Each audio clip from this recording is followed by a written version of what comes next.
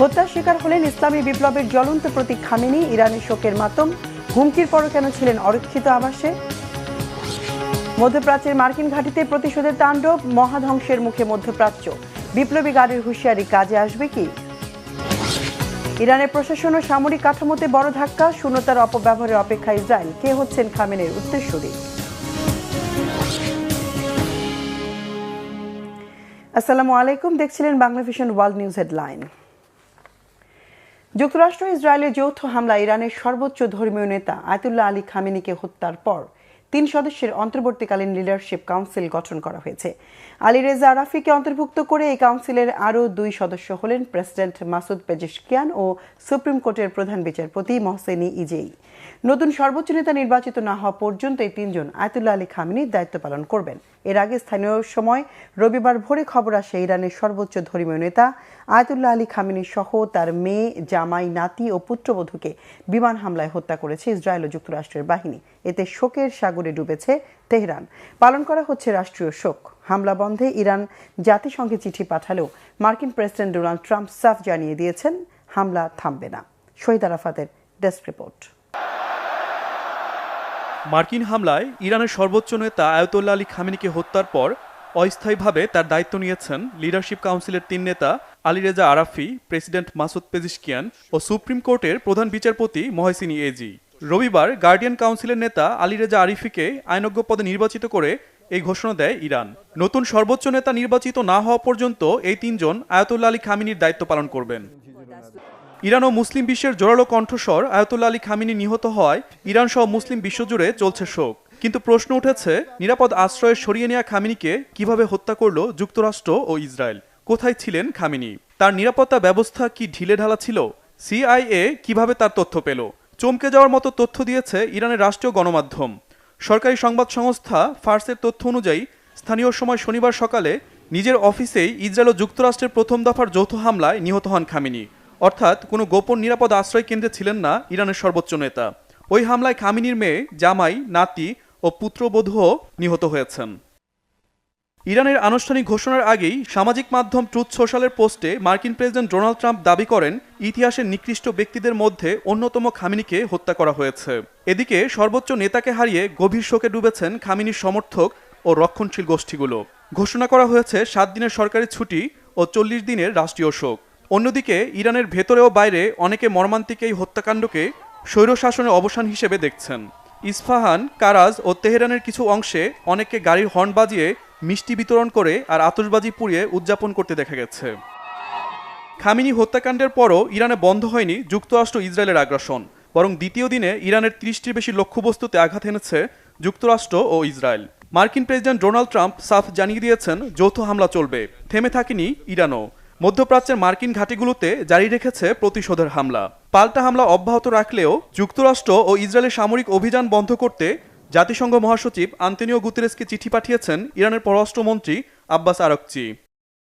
জবাবে নিরাপত্তা পরিষদের বৈঠকে যুদ্ধ বন্ধে মার্কিন প্রেসিডেন্ট ডোনাল্ড ট্রাম্পকে আহ্বান জানিয়েছেন জাতিসংঘ মহাসচিব। ইরানে যুক্তরাষ্ট্র ও ইসরায়েলের হামলা রেড লাইন ক্রস করেছে বলে মন্তব্য করেছে চীন। নিরাপত্তা পরিষদের বৈঠকে অবিলম্বে যুদ্ধ বন্ধের দাবি জানিয়েছে Beijing. Shahid Arafat, Bangla Vision news desk. এদিকে আচমকা হামলা, ধ্বংসযজ্ঞ, মৃত্যু আর সর্বোচ্চ ধর্মীয় নেতা আলী খামেনি শহীদ হবার পরও মনোবল অটুট রেখে পাল্টা প্রতিরোধের হুঁশিয়ারি দিয়েছে ইরানের বিপ্লবী গার্ড IRGC।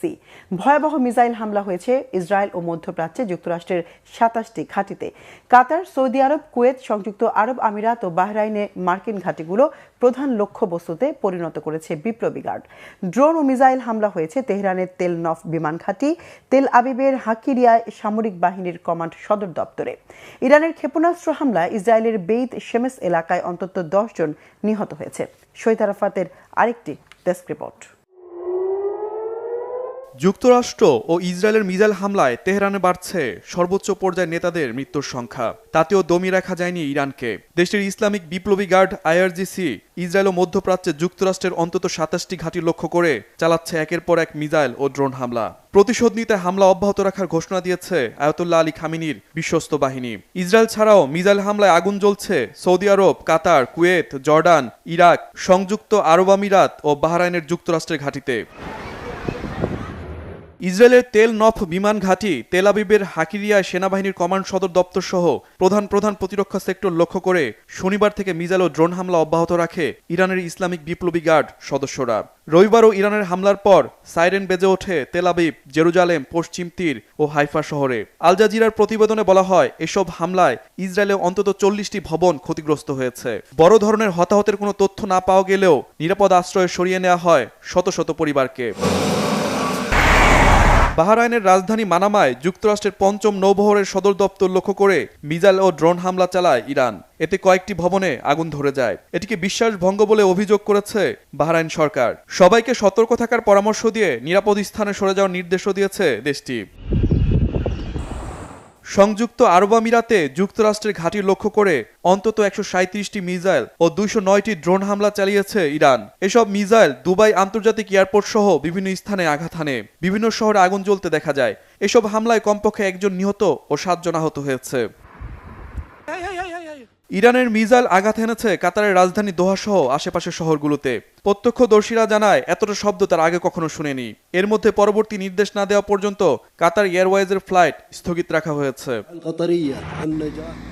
হামলা হয়েছে জর্ডানেও। দেশটির প্রতিরক্ষা মন্ত্রণালয় জানিয়েছে, তারা রাজধানী আম্মান ও উত্তরে বেশ কয়েকটি মিসাইল প্রতিহত করেছে। জর্ডানে যুক্তরাষ্ট্রের এম্বাসিতে নিরাপত্তা সতর্কতা জারি করার পাশাপাশি লোকজনকে নিরাপদে সরে যাওয়ার নির্দেশ দিয়েছে ওয়াশিংটন। সৌদি আরবে যুক্তরাষ্ট্রের ঘাঁটি লক্ষ্য করে ইরানের মিসাইল হামলার পর রাজধানী রিয়াদ সহ আশেপাশের শহর থেকে বিস্ফোরণের শব্দ ভেসে আসে। ধোঁয়ার কুণ্ডলী দেখা গেলেও হতাহতের কোনো তথ্য পাওয়া যায়নি। ইরাকে যুক্তরাষ্ট্রের ঘাঁটি লক্ষ্য করে কয়েক দফায় মিসাইল ও ড্রোন হামলা চালায় ইরান। ইরবিল আন্তর্জাতিক বিমানবন্দর সহ বিভিন্ন স্থানে ড্রোন ভূপাতিত করার দাবি তুলে দেশটির প্রতিরক্ষা বাহিনী। এছাড়া কুয়েতেও যুক্তরাষ্ট্রের আলী আল সালেম ঘাঁটি লক্ষ্য করে হামলা চালায় ইরান। এতে বেশ কয়েকজন হতাহত হয়েছে।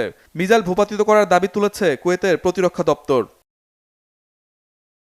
ইরানের ইসলামিক বিপ্লবী গার্ড IRGC জানিয়েছে, শত্রুপক্ষের পরাজয় নিশ্চিত করতে হামলা অব্যাহত থাকবে। সর্বোচ্চ নেতা আয়াতুল্লাহ আলী খামেনি হত্যার পর মিসাইল ও ড্রোন হামলা বাড়িয়েছে IRGC। মার্কিন প্রেসিডেন্ট ডোনাল্ড ট্রাম্প হুঁশিয়ারি দিয়ে বলেছেন, ইরান আরও হামলা চালালে পরিণতি ভয়াবহ হবে। মার্কিন বাহিনী এমন হামলা চালাবে যা ইরান আগে কখনো দেখেনি। Shahid Arafat, Bangla Vision, news desk. একজন সাধারণ মাদ্রাসা ছাত্র থেকে বিশ্বের অন্যতম ক্ষমতাধর নেতা, মধ্যপ্রাচ্যের রাজনীতির এক বিশাল অধ্যায় জুড়ে যার দখল, তিনি আর কেউ নন, আয়াতুল্লাহ আলী খামেনি। ১৯৭৯ সালের ইসলামী বিপ্লব থেকে শুরু করে পারমাণবিক কর্মসূচি নিয়ে আমেরিকার সাথে দীর্ঘ বিরোধ, সবখানে ছিলেন আপোষহীন এক নেতা। একদিকে ফিলিস্তিনের প্রতি অকুণ্ঠ সমর্থন, অন্যদিকে দেশের ভেতরে কঠোর শাসন আর বিক্ষোভ দমনের বিতর্ক, সব মিলিয়ে রহস্যময় প্রভাবশালী এক চরিত্র ছিলেন তিনি। কেই আয়াতুল্লাহ আলী খামেনি? তার জীবন সংগ্রাম এবং বিশ্ব রাজনীতিতে তার প্রভাব নিয়ে বিস্তারিত জানাচ্ছেন ইমরান মাহমুদ। ইরানের সর্বোচ্চ ধর্মীয় নেতা আয়াতুল্লাহ আলী খামেনিকে হত্যা করেছে যুক্তরাষ্ট্র। এই ঘটনাটি মধ্যপ্রাচ্য সহ গোটা বিশ্বের রাজনীতিতে এক বিশাল আলোড়ন তৈরি করেছে। দীর্ঘ কয়েক দশক ধরে ইরানের শাসন ক্ষমতার কেন্দ্রবিন্দুতে থাকা এই মানুষটি কে ছিলেন এবং কিভাবে তিনি বিশ্ব রাজনীতির অন্যতম প্রভাবশালী চরিত্রে পরিণত হলেন, তা বুঝতে হলে তার জীবনের গভীরে তাকাতে হবে। ১৯৩৯ সালে ইরানের মাশহাদ শহরে আলী খামেনির জন্ম। একটি অতি সাধারণ ধর্মীয় পরিবারে বড় হওয়া খামেনি ছোটবেলা থেকেই ইসলামের প্রতি অনুরাগী ছিলেন।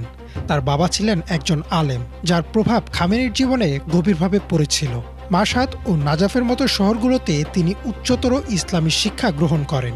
এই শিক্ষার মাধ্যমেই তার মধ্যে রাজনৈতিক সচেতনতা ও ইসলামী শাসনের ধারণা দানা বাঁধে। খামেনির রাজনৈতিক জীবনের মোড় ঘোরে ১৯৭৯ সালের ইসলামী বিপ্লবের সময়। দেশের শাসনের বিরুদ্ধে যে আন্দোলন শুরু হয়েছিল তাতে তিনি ছিলেন আয়াতুল্লাহ রুহুল্লাহ খোমেনির অন্যতম বিশ্বস্ত সহযোগী। বিপ্লবের পর ১৯৮১ সালে যখন তিনি ইরানের প্রেসিডেন্ট নির্বাচিত হন, তখন দেশটিতে ব্যাপক অস্থিরতা চলছিল।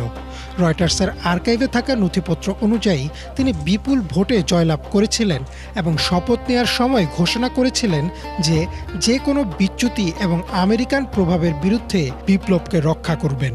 ১৯৮৯ সালে ইমাম খোমেনির মৃত্যুর পর তিনি ইরানের সুপ্রিম লিডার বা সর্বোচ্চ ধর্মীয় নেতা হিসেবে মনোনীত হন।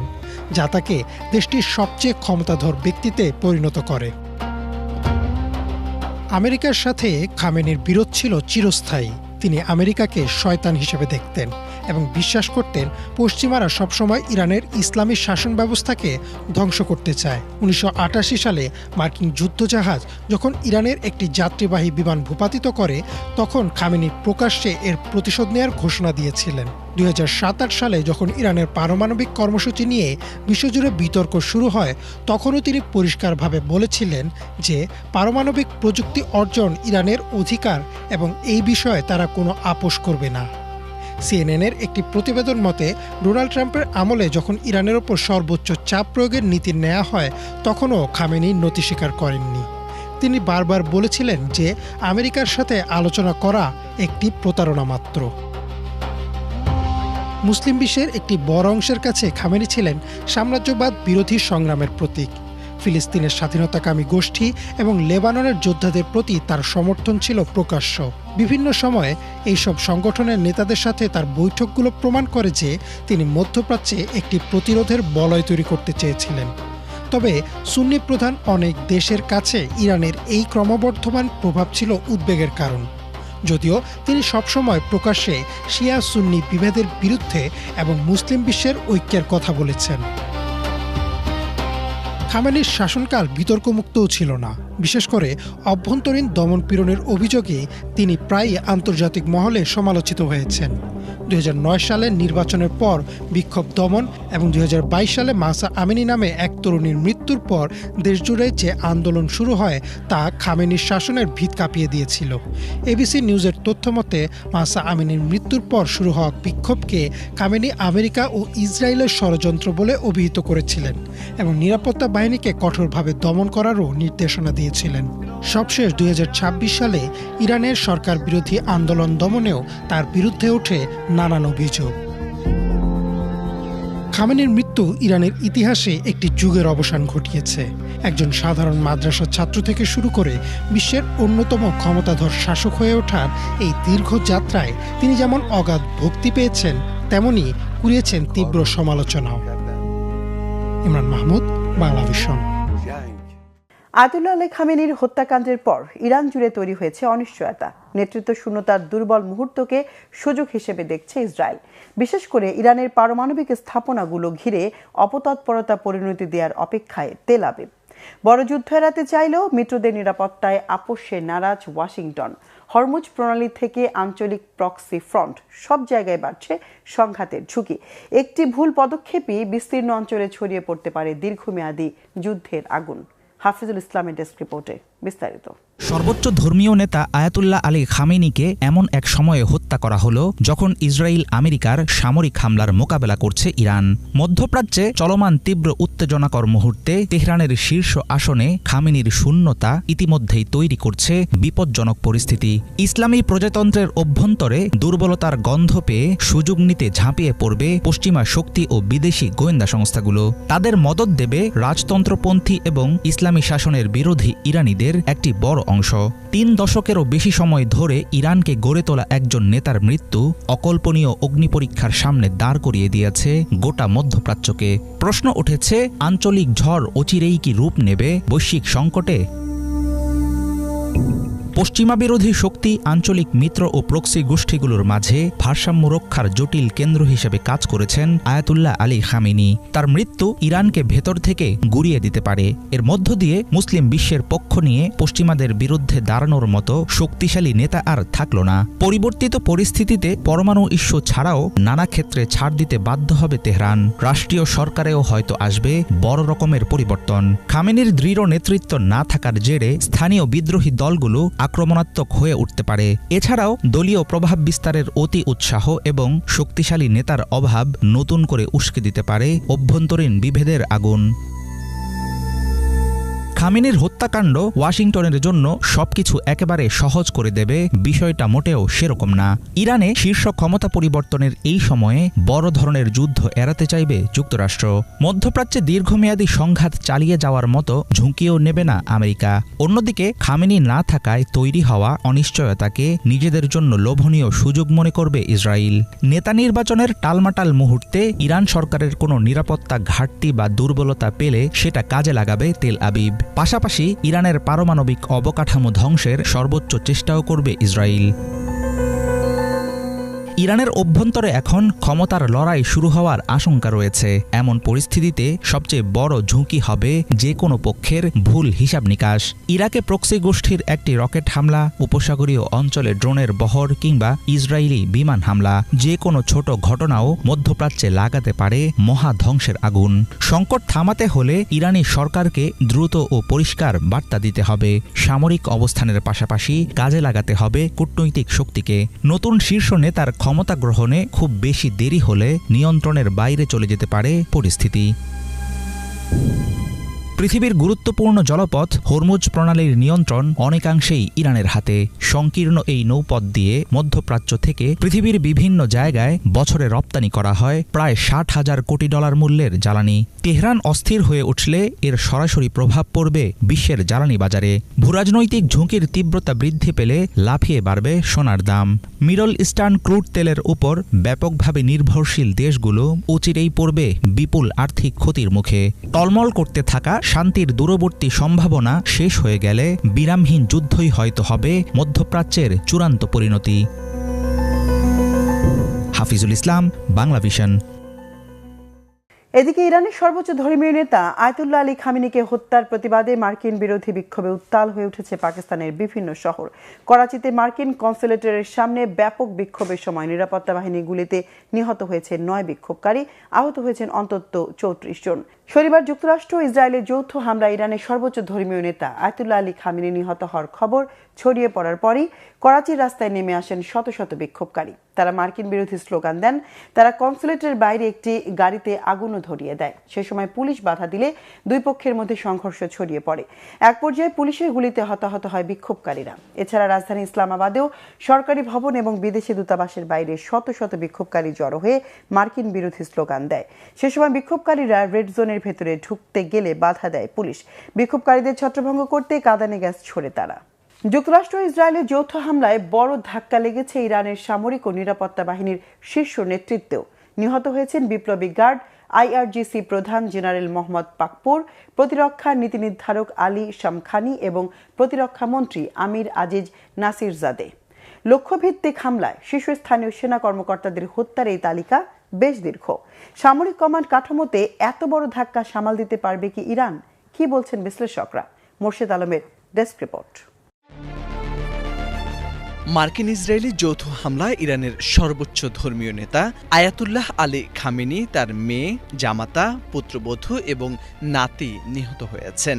ইরানের রাষ্ট্রীয় টেলিভিশন বিষয়টি নিশ্চিত করার পর ইরানের সরকারি বার্তা সংস্থা ইরানা জানায়, হামলায় দেশটির সর্বোচ্চ ধর্মীয় নেতা আয়াতুল্লাহ আলী খামেনির রাজনৈতিক উপদেষ্টা ও প্রতিরক্ষা পর্ষদের সেক্রেটারি আলী শামখানি এবং ইসলামী বিপ্লবী গার্ড বাহিনীর commander in chief Mohammad Pakpour নিহত হয়েছেন।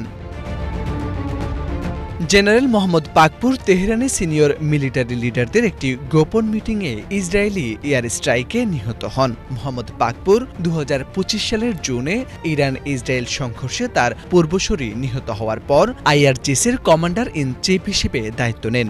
এর আগে তিনি টানা 16 বছর আইআরজিসির স্থলবাহিনীর প্রধান ছিলেন। ইরান ইরাক যুদ্ধের সময় পাকপুর আইআরজিসির সাজওয়া ইউনিটের কমান্ডার ছিলেন। পরে তিনি নাজাফ আশরাফের 8ম ডিভিশন ও আশুরার 31তম ডিভিশনের নেতৃত্ব দেন। অন্যদিকে আলী শামখানি ইরানের প্রতিরক্ষা ও নিরাপত্তা নীতি নির্ধারণে গুরুত্বপূর্ণ ভূমিকা পালন করেন এবং দীর্ঘদিন ধরে সর্বোচ্চ ধর্মীয় নেতা আয়াতুল্লাহ আলী খামেনির ঘনিষ্ঠ উপদেষ্টা হিসেবে দায়িত্ব পালন করেন। আলী শামখানি তেহরানে খামেনির সাথে মিটিং চলাকালীন একটি এয়ার স্ট্রাইকে নিহত হয়েছেন বলে জানানো হয়েছে। পাকপুর ও শামখানি দুজনেই যুক্তরাষ্ট্রের নিষেধাজ্ঞার আওতায় ছিলেন। তাদের মৃত্যু ইরানের সামরিক ও রাজনৈতিক অঙ্গনে বড় ধরনের ধাক্কা হিসেবে দেখা হচ্ছে। এছাড়াও প্রতিরক্ষা মন্ত্রী জেনারেল আমির আজিজ তেহরানের একটি সামরিক সরকারি সমাবেশে যৌথ হামলায় নিহত হন। খামেনির মিলিটারি ব্যুরোর প্রধান মোহাম্মদ সিরাজি তেহরানের লিডারশিপ গ্যাদারিংয়ের টার্গেটেড এয়ার স্ট্রাইকে নিহত হন। ডিফেন্স ইনোভেশন অ্যান্ড রিসার্চ অর্গানাইজেশনের চেয়ারম্যান নিউক্লিয়ার প্রোগ্রামের সাথে যুক্ত শীর্ষ কর্মকর্তারা তেহরানের একটি সামরিক গবেষণা সাইটে হামলায় নিহত হয়েছেন বলেও জানা গেছে। এখনো পর্যন্ত মোট প্রায় 40 জন উচ্চপদস্থ কর্মকর্তা ও কমান্ডার নিহত হয়েছেন বলে ইসরায়েলি ও আমেরিকান সূত্র দাবি করেছে। তারা বেশিরভাগই তেহরানে সকালের প্রথম দফা এয়ার স্ট্রাইকে নিহত হন, যখন লিডাররা একসাথে মিটিংয়ে ছিলেন। মোরশেদ আলম, বাংলা ভিশন। আয়াতুল্লাহ আলী খামেনির উত্তরসূরি নিয়ে আলোচনা পুরনো হলেও বর্তমান পরিস্থিতিতে এটি চরম প্রাসঙ্গিক। অন্তর্বর্তীকালীন লিডারশিপ কাউন্সিলের নেতা হিসেবে খামেনির আস্থাভাজন আলী রেজা আরাফির নাম ঘোষণা করা হয়েছে। সম্ভাব্য উত্তরসূরির তালিকায় খামেনির দ্বিতীয় ছেলে মোস্তাবার নাম থাকলেও আলোচনায় আছে আরও কয়েকজনের নাম। সার্বিক বিচার বিশ্লেষণে খামেনির উত্তরসূরি হওয়ার দৌড়ে কে এগিয়ে আছেন? বিস্তারিত ফজলে রাব্বির ডেস্ক রিপোর্টে। رهبر و امام مسلمین حضرت آیت الله العظما سید علی حسینی خامنه‌ای। একটি দীর্ঘ অধ্যায়ের অবসান হলো। ইসরায়েল ও যুক্তরাষ্ট্রের কাপুরুষোচিত হামলায় মৃত্যুবরণ করেছেন ইরানের সর্বোচ্চ নেতা আয়াতুল্লাহ আলী খামেনি। শনিবার রাতেই খামেনিকে হত্যার দাবি করে ইসরায়েল ও যুক্তরাষ্ট্র। তবে ইরানের পক্ষ থেকে এ বিষয়ে চূড়ান্ত ঘোষণা আসার অপেক্ষা ছিল। 1 মার্চ খামেনির মৃত্যুর বিষয়টি নিশ্চিত করে ইরানি গণমাধ্যম। এই বিমান হামলায় 86 বছর বয়সী খামেনি ছাড়াও তার মেয়ে, জামাতা ও নাতি নিহত হয়েছেন। দীর্ঘ কয়েক দশক ধরে যিনি বজ্রমুষ্টিতে আগলে রেখেছিলেন নিজ দেশের সার্বভৌমত্ব, তার অনুপস্থিতিতে দেখা দিয়েছে এক বিশাল শূন্যতা। খামেনির মৃত্যুর পর ইরানের নেতৃত্বের দায়ভার কার কাছে যাচ্ছে তা নিয়েও শুরু হয়েছে নানা জল্পনা। দেশটির সরকারি বার্তা সংস্থা IRNA জানিয়েছে, ইরানে এই মুহূর্তে 3 সদস্যের একটি পরিষদ দায়িত্ব নেবে। এই পরিষদে থাকবেন দেশের প্রেসিডেন্ট, বিচার বিভাগের প্রধান এবং গার্ডিয়ান কাউন্সিলের একজন ফকিহ। এই 3 জন সাময়িকভাবে দেশের সব নেতৃত্বের দায়িত্ব পালন করবেন। নেতৃত্বের রূপান্তর প্রক্রিয়া শেষ না হওয়া পর্যন্ত এই পরিষদ রাষ্ট্র পরিচালনার কাজ দেখবে। নতুন সর্বোচ্চ নেতৃত্ব নির্বাচনের আগ পর্যন্ত এই ব্যবস্থায় কার্যকর থাকবে। তবে আনুষ্ঠানিকভাবে কোনো ঘোষণা না আসলেও খামেনির উত্তরসূরি হিসাবে আলোচনায় উঠে আসছে কয়েকজনের নাম। এক্ষেত্রে সবচেয়ে বেশি আলোচনায় আছেন খামেনির দ্বিতীয় পুত্র 56 বছর বয়সী মোস্তফা খামেনি। মোস্তফা খামেনি প্রভাবশালী ইসলামিক রেভলিউশনারি গার্ড কর্পসের সঙ্গে ঘনিষ্ঠ সম্পর্কের জন্য পরিচিত। তবে ইরানের শিয়া শাসন ব্যবস্থায় রাষ্ট্র ক্ষমতায় পিতা পুত্রের উত্তরাধিকারকে তেমন গুরুত্ব দেওয়া হয় না। এছাড়া মোস্তফা খামেনি খুব উচ্চ পর্যায়ের ইসলামী পণ্ডিত নন এবং এখন পর্যন্ত শাসন ব্যবস্থায় তার কোনো আনুষ্ঠানিক ভূমিকা নেই। আলোচনায় আরও আছেন 67 বছর বয়সী আলী রেজা আরাফি। তিনি ইরানের ধর্মীয় ও রাজনৈতিক অঙ্গনের একজন অত্যন্ত প্রভাবশালী ব্যক্তিত্ব। তিনি ইরানের প্রভাবশালী গার্ডিয়ান কাউন্সিলের একজন সদস্য এবং শরিয়া মাদ্রাসাগুলোর প্রধান হিসেবে দায়িত্ব পালন করছেন। আরাফি ইরানের তেমন পরিচিত ব্যক্তি না হলেও তিনি খামেনির আস্থাভাজন ছিলেন। উত্তরসূরি হিসেবে উঠে আসছে রুহুল্লাহ খোমেনির নাতি হাসান খোমেনির নামও। 53 বছর বয়সী হাসান খোমেনির সমাধিসৌধের প্রধান রক্ষকের দায়িত্বে আছেন। তবে এখন পর্যন্ত তিনি সরকারের প্রশাসন পর্যায়ের কোনো গুরুত্বপূর্ণ পদে আসেননি। ইরানের সামরিক ও নিরাপত্তা বাহিনীর ওপরও তার প্রভাব কম। এছাড়াও আলোচনায় আছেন বিচার বিভাগের প্রধান গোলাম হোসেন মোহসেনি এজেই, খামেনির দপ্তর প্রধান আলী আসগর হেজাজি এবং কেন্দ্রীয় আলিম পরিষদের সদস্য মোহাম্মদ মেহেদি মীর বাগেরি।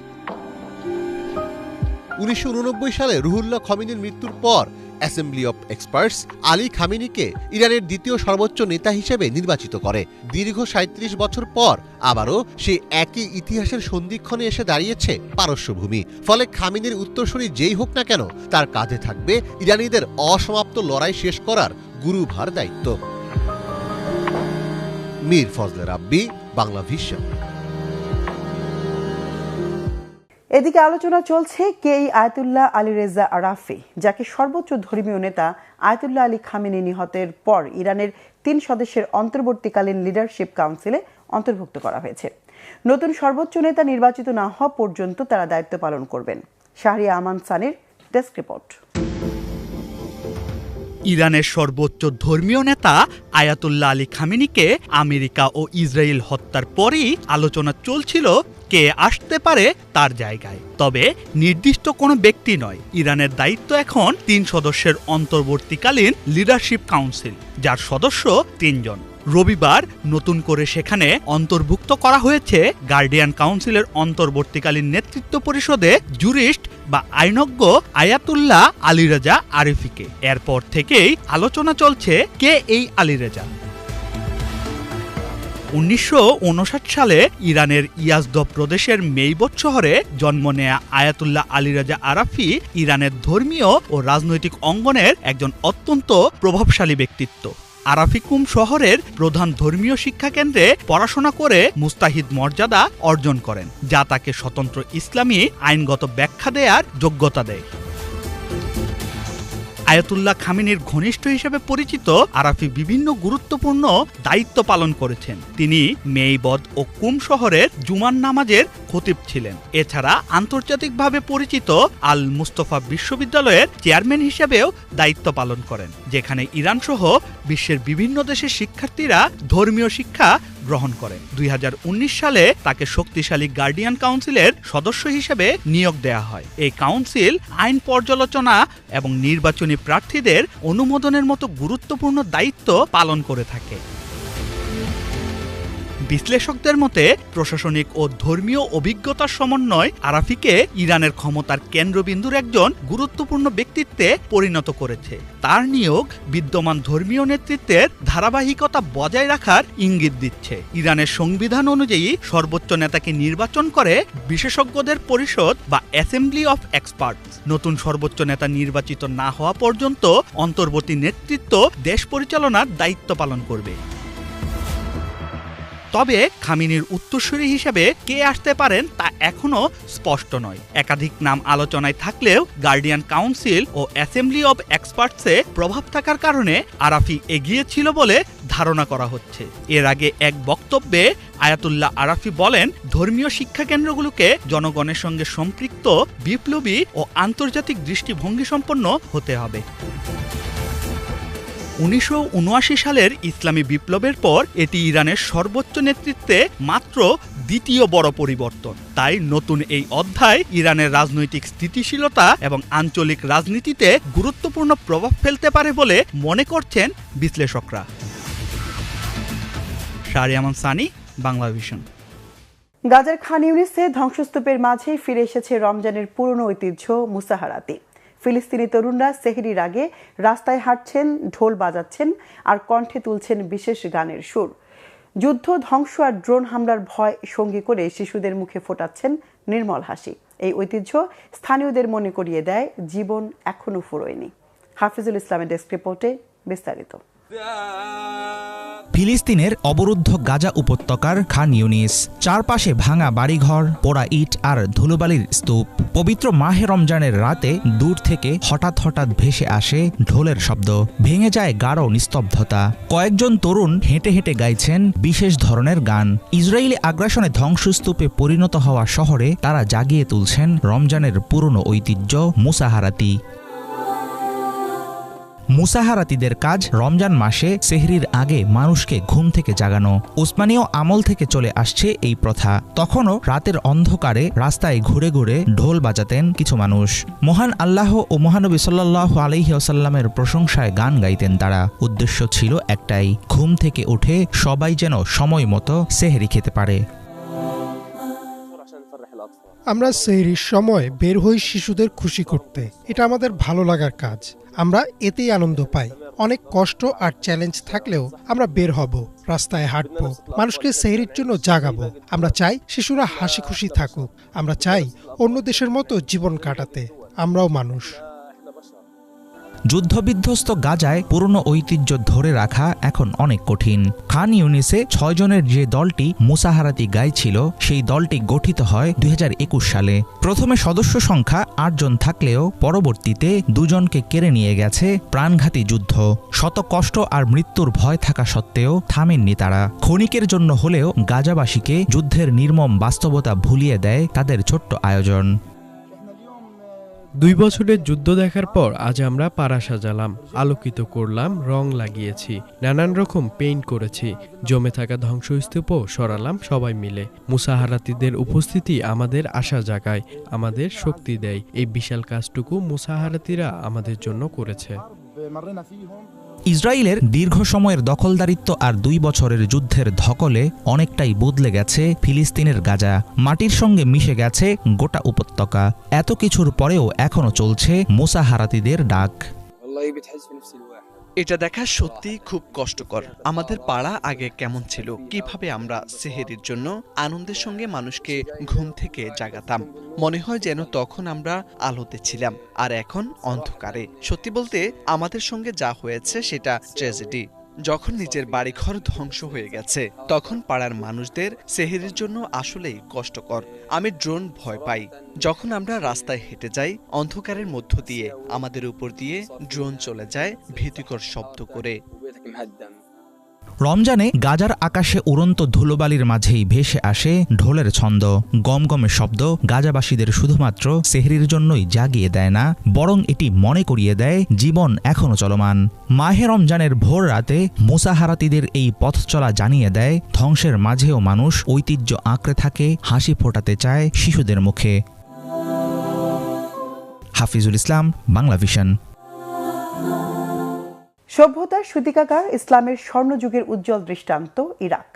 কাদেসিয়ার যুদ্ধের মাধ্যমে ইসলামে অন্তর্ভুক্ত হওয়া এই ভূখণ্ডে আব্বাসীয় আমলে গড়ে ওঠে জ্ঞান, সংস্কৃতি ও আধ্যাত্মিকতার অনন্য ঐতিহ্য। নাজাফ ও কারবালার মতো পবিত্র তীর্থস্থানও অবস্থিত এই ইরাকের মাটিতেই। প্রায় 5 কোটি জনসংখ্যার ইরাকে শিয়া ও সুন্নি ঐতিহ্যের সহ অবস্থান দেশটিকে দিয়েছে মুসলিম বিশ্বের অন্যতম বিশেষ মর্যাদা। বিশ্বজুড়ে মুসলিম দেশের ধারাবাহিক প্রতিবেদনের 11তম পর্বে ইরাকের ইতিহাস ঐতিহ্য নিয়ে মোর্শেদ আলমের ডেস্ক রিপোর্ট। 7ম শতাব্দীতে রাশিদুন খিলাফতের আমলে হযরত আবু বকর রাদিয়াল্লাহু তাআলা এর শাসন আমলে মুসলিম বাহিনী ইরাকের সীমান্তে পৌঁছায়। 636 খ্রিস্টাব্দে ঐতিহাসিক কাদেসিয়ার যুদ্ধ ও পরবর্তী অভিযানের মাধ্যমে খালিদ ইবনে ওয়ালিদ পারস্যের শাসন থেকে ইরাককে মুক্ত করে ইসলামী রাষ্ট্রে অন্তর্ভুক্ত করেন। উমাইয়া যুগে ইরাক একটি গুরুত্বপূর্ণ প্রশাসনিক অঞ্চল ছিল। তবে পরবর্তীকালে আব্বাসীয় খেলাফতের সময় বাগদাদ রাজধানী হিসেবে প্রতিষ্ঠিত হয় এবং ইরাক ইসলামীয় স্বর্ণযুগের কেন্দ্রবিন্দুতে পরিণত হয়। ইসলামের আধ্যাত্মিক ও রাজনৈতিক কেন্দ্র হিসেবে ইরাকে শিয়া ও সুন্নি ঐতিহ্যের সংমিশ্রণ ঘটে। নাজাফ ও কারবালা শিয়া ইসলামের জন্য অত্যন্ত গুরুত্বপূর্ণ স্থান। 1258 সালে হালাকু খানের বাগদাদ ধ্বংসের পর ইরাকের রাজনৈতিক প্রভাব কমে যায়। পরবর্তীতে এটি ওসমানীয় সাম্রাজ্যের অংশ ছিল এবং প্রথম বিশ্বযুদ্ধের পর ব্রিটিশ ম্যান্ডেট 1920 সাল এবং 1932 সালে পূর্ণ স্বাধীনতা লাভ করে। বর্তমানে ইরাক মুসলিম বিশ্বের অন্যতম প্রধান কেন্দ্র হিসেবে জনসংখ্যার অধিকাংশই শিয়া ও সুন্নি ইসলাম অনুসরণ করে। ইরাকের উল্লেখযোগ্য ধর্মীয় ঐতিহ্যবাহী প্রতিষ্ঠান ও প্রধান মসজিদগুলো হল ইসলামের 4র্থ খলিফা হযরত আলী রাদিয়াল্লাহু তাআলা এর মাজার অবস্থিত ইমাম আলী মসজিদ, কারবালা যুদ্ধ এবং ইমাম হুসাইনের আত্মত্যাগের স্মরণে নির্মিত বিশ্বের অন্যতম প্রধান শিয়া তীর্থস্থান ইমাম হুসাইন ও আল আব্বাস মাজার, বাগদাদের কাজিমাইন এলাকায় অবস্থিত শিয়া ইমাম মুসা আল কাজিম ও মোহাম্মদ আল জাওয়াদ এর কাজিমাইন মাজার। এছাড়াও ইমাম আল হাদি ও হাসান আল আসকারির মাজার, সুন্নি ফিকাহ শাস্ত্রের অন্যতম ইমাম আবু হানিফার নামে প্রতিষ্ঠিত বাগদাদের গুরুত্বপূর্ণ ইমাম আবু হানিফা মসজিদ, বাগদাদের অন্যতম প্রাচীন আল খুলাফা মসজিদ, ইসলামের প্রাচীনতম মসজিদগুলোর মধ্যে অন্যতম কুফা মসজিদ সহ ইরাকে প্রায় 7,500 সুন্নি এবং 3,500 শিয়া মসজিদ রয়েছে, যা এই অঞ্চলের সমৃদ্ধ ধর্মীয় ঐতিহ্যের প্রমাণ। ইরাকের মোট আয়তন প্রায় 4.5 লাখ বর্গ কিলোমিটার। মধ্যপ্রাচ্যে অবস্থিত দেশটির বেশিরভাগ এলাকা জুড়ে মরুভূমি, সমভূমি এবং পর্বতমালা। আয়তনে বিশ্বের 58তম দেশটির পশ্চিমে সিরিয়া ও জর্ডান, উত্তরে তুরস্ক, পূর্বে ইরান এবং দক্ষিণে সৌদি আরব ও কুয়েত অবস্থিত। ইরাকের মোট জনসংখ্যা প্রায় 5 কোটি। জনসংখ্যার দিক থেকে এটি বিশ্বের 33তম দেশ। মোট জনসংখ্যার প্রায় 95% মুসলিম, যার মধ্যে আনুমানিক 65% শিয়া এবং 35% সুন্নি। বিশ্বের শীর্ষ মুসলিম জনসংখ্যার দিক দিয়ে ইরাকের অবস্থান 11তম। ইরাকের ঐতিহ্যবাহী খাবারের মধ্যে মাছ দিয়ে তৈরি মাশগুফ, ভরাট করা সবজির দলমা, তাসরিব ঝোল, কাবাব ও বিরিয়ানি জনপ্রিয়। পোশাকের ক্ষেত্রে পুরুষরা সাধারণত লম্বা পোশাক, দিশদাসা ও নারীরা কালো আবায়া পরে থাকেন। মেসোপটেমীয় সভ্যতার লীলাভূমি ইরাক প্রাকৃতিক ও স্থাপত্যের এক অপূর্ব সংমিশ্রণ। উত্তরে তুষার শুভ্র পাহাড় ও জলপ্রপাত, দক্ষিণে ইউনেস্কো স্বীকৃত মেসোপটেমীয় জলভূমি এর অন্যতম আকর্ষণ। ব্যাবিলনের ধ্বংসাবশেষ, উর এর জিগুরাত এবং সামারার সর্পিত মিনার দেশটির হাজার বছরের প্রাচীন ও ইসলামী স্থাপত্যের অনন্য আভিজাত্য ফুটিয়ে তোলে। মোরশেদ আলম, বাংলা ভিশন। দর্শক, এ ছিল আজকের মতো। সাথে থাকায় ধন্যবাদ।